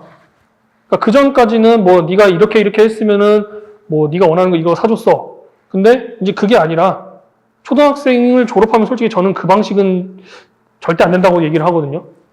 그냥 보상이라는 것 자체가 네가 오늘 시험이 끝났으면 내가 오늘은 학원 안 가게 해줄게. 예를 들어 아니면 이번 주말까지는 쉬게 해줄게. 이런 보상은 중학교 때는 맞아요. 근데 뭔가를 사주는 거는 이제 아닌 거죠. 근데 간혹 가다가 이제 저렇게 사춘기가 좀 세게 왔을 때는 그때는 한 번쯤은 요즘 애들 특히 핸드폰 좋아하잖아요. 보상을 바꿔주는 거죠. 한 번쯤은 바꿔줄게. 대신에 조건은 달아야죠. 핸드폰 때문에 공부가 안 되거나 아니면 너 핸드폰 쓴다고 학원에서 연락이 온다든가 아니면 핸드폰 밤늦게까지 보다가 잠 안 자면 그건 안 된다. 정확히 조건을 걸고 하시면 됩니다. 자, 그 다음 페널티 밑줄 친 이유가 다들 이제 보상만 얘기를 하니까 이렇게만 해주면 된다 이게 아니라 페널티도 줘야죠. 네가 학생으로서 안 했으니까 나는 그거에 대한 뭔가의 너의 해주는 배려는 다 뺄 거다. 그러니까 예를 들면 좀 전에 말씀드렸던 핸드폰 같은 경우도 학생인데 스마트폰이 꼭 필요한 건 아니다. 용돈도 이만큼이 필요한 건 아니다. 근데 나는 네가 학원 다니고 친구들도 만나야 되고 그래서 공부를 하는 와중에 스트레스를 풀기 위해서 그런 것들을 제공을 하는 거지 배려를 하는 거지 내가 너에게 해줘야 되는 의무가 아니다. 그걸 정확히 인식을 시켜놔야죠. 그러면은 그래 놓고 나서 2학년이 됐을 때 너 안 했으니까 학생으로서의 본분을 안 지켰으니까 그럼 나도 빼겠다. 제가 얼마 전에 중학교 2학년 친구한테 진짜로 그 얘기를 했어요. 네가 누리고 그러니까 걔가 저한테 와서 했던 말이 뭐였냐면 공부를 왜 해야 되는지 모르겠대요. 자기는 갑자기 사업을 하겠대요. 뭔 사업을 지금 하겠다고 온라인 사업을 하겠대요. 자기가 한 달 동안 알아봤대요. 나랑 장난하니? 뭐 초기 비용도 안 들어가고 뭐 그래서 한 달 동안 뭐 해갖고 어쨌든 사업을 하겠대요. 그러면서 무슨 사업인데 이렇게 뭐 주식 투자도 있고 너 투자가 뭔 줄 아니? 아무것도 모르죠. 근데 뭐 하겠다고 뭐 우기는 거예요. 그래갖고 그래 해라. 근데 너 가서 엄마 아빠한테 얘기했어 그랬더니 엄마한테는 얘기를 했는데 아직 아빠한테는 얘기를 안 했대요. 아빠부터 설득하고 와. 자 근데 아빠가 설득을 해도 나는 니네 아빠한테 그 얘기를 할 거야. 그럼 네가 누리고 있는 것들은 다 빼라고 얘기를 할 거야. 왜냐면 네가 그동안은 학원도 잘 다니고 뭔가를 해서 너한테 해줬던 것들인데 이제 네가 그걸 안 하겠다고 했으니까 당연히 그건 필요 없는 거야. 그럼 빼야지. 전 진짜로 그렇게 얘기를 했어요. 근데 그러고 나서 한 수업을 2번은 빠졌어요. 그 한 주는 통째로 뺐어요. 왜냐면 제가 어머님한테 얘 이번 주는 빼고요. 아빠랑 얘기 좀 하게 하세요. 근데 그러고 나서 주말에 어머님이 저한테 카톡이 왔죠. 다음 주부터 다시 간대요. 왜냐면 아빠가 설득이 안 됐거든요. 그러니까 저는 항상 얘기합니다. 네가 뭔가를 설득할 수 있으면은 설득하면 되는데 만약에 정확히 뭔가를 가지고 설득할 수 없다. 그럼 나한테 갖고 와라. 그래서 네가 날 설득하면 내가 잘 얘기해 주겠다. 근데 네가 나조차도 설득 못하면 나는 설득 못 해준다. 네. 왜냐하면 엄마들도 애한테 직접 나 이거 할래라고 하면은 당연히 뭔 말 같지도 않은 소리야 이렇게 하잖아요. 근데 선생님을 통해서 얘는 공부보다 이런 게 맞는 것 같아요. 라고 얘기를 하면 어머님들도 되게 좀 한번 고민하게 되시잖아요. 그래서 저는 애들한테도 그 얘기를 하는 거예요. 날 설득하면 내가 설득해주겠다. 그래서 애들한테도 정확히 이제 그런 너네들은 페널티를 가질 수밖에 없다라는 걸 항상 얘기를 하고 실제로 어머님들한테도 그런 페널티를 주라고 말씀을 드리는 겁니다. 자, 그래서 이제 마지막으로 제가 생각하는 좋은 부모란 트러블이 없는 부모, 그러니까 애랑 트러블이 없는 부모, 그 다음 스트레스를 받지 않게 맞춰주는 부모가 아니라 자립심을 길러주는 거죠. 스스로 할 수 있게. 스스로 생각하고, 스스로 고민하고, 내가 뭘 부족한지 스스로 깨닫고, 그걸 계속 옆에서 푸시를 하는 거죠. 방관자라고 얘기할 수도 있지만은, 제가 생각해서 그건 방관자가 아닙니다. 계속 얘기를 해주면 되잖아요. 네가 뭘 하든지 간에 나는 널 지켜보고 있긴 하겠지만은, 최대한 너 스스로 뭔가 정확한 계획을 세워와라. 이렇게요. 공부가 됐든 뭐가 됐든. 그러면은, 나중에 커서 뭘 해도 해먹고 살지 않을까요? 제가 실제로 저희 반 친구 중에서도 말 진짜 안 듣고 뺀질뺀질 하는 애가 하나 있는데 그 어머님이랑 상담할 때마다 했던 얘기가 뭐였냐면 어머님 솔직히 공부로 성공할 것 같지는 않아요. 근데 저도 지금 뭐 20살 때 과외부터 시작해서 지금까지 10년 넘게 애들을 가르치면서 보지만은 정말 이런 애 처음 보는데 얘는 제 느낌에 나중에 뭐가 되든 먹고 살 애예요. 걱정하지 마세요. 저는 그래서 그 친구는 정말 걱정을 안 해요. 근데 그런 친구가 다 이런 친구예요. 자립심이 굉장히 강해요. 저한테도 와서 굉장히 많은 걸 물어봐요. 그러니까 꼭 수학이 아니더라도. 근데 그게 되게 구체적이에요. 본인이 이런 걸 하고 싶다. 이게 되게 구체적으로 얘기를 해요. 그래, 해봐라. 뭐 고민 많이 해봐. 근데 지금은 일단 공부부터 하고 하자. 저는 계속 그렇게 얘기는 하죠. 그러니까 어쨌든 그런 학생이 될 수 있도록 부모님이 도와주시는 게 맞지 않을까라는 게 제 생각입니다. 자, 그래서 오늘은 여기까지인데 오늘 여기까지 하겠습니다. 감사합니다.